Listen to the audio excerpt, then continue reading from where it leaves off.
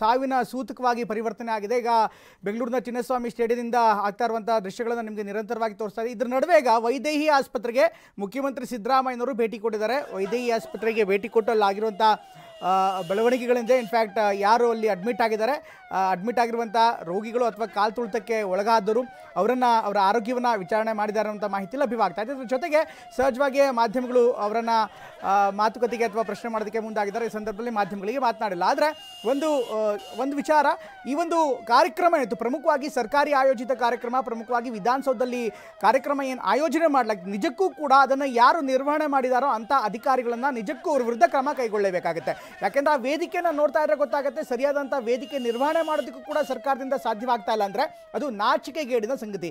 ಅಂತ IAS ಅಧಿಕಾರಿಗಳಿದ್ದಾರೆ, IPS ಅಧಿಕಾರಿಗಳಿದ್ದಾರೆ, DPA ಅಧಿಕಾರಿಗಳಿದ್ದಾರೆ.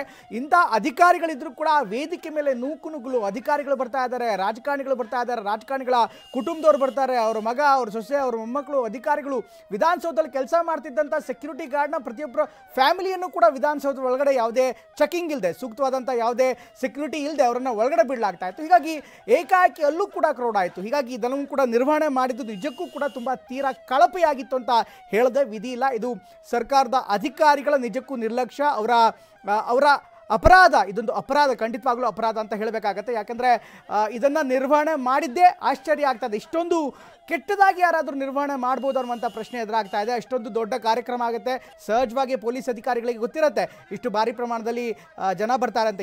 ಹೀಗಾಗಿಯೇ ಬೆಳಗ್ಗೆಯಿಂದಲೂ ಕೂಡ ಪೊಲೀಸ್ ಅಧಿಕಾರಿಗಳು ಹೇಳ್ತಾ ಇದ್ದಾರೆ, ಯಾವುದೇ ಕಾರಣಕ್ಕೂ ಕೂಡ ಮೆರವಣಿಗೆ ಬೇಡ, ಸಾಕಷ್ಟು ಕಷ್ಟವಾಗುತ್ತೆ ಅಂತ ಪೊಲೀಸ್ ಅಧಿಕಾರಿಗಳು ಮತ್ತೆ ಹೇಳ್ತಾ ಇದ್ರು.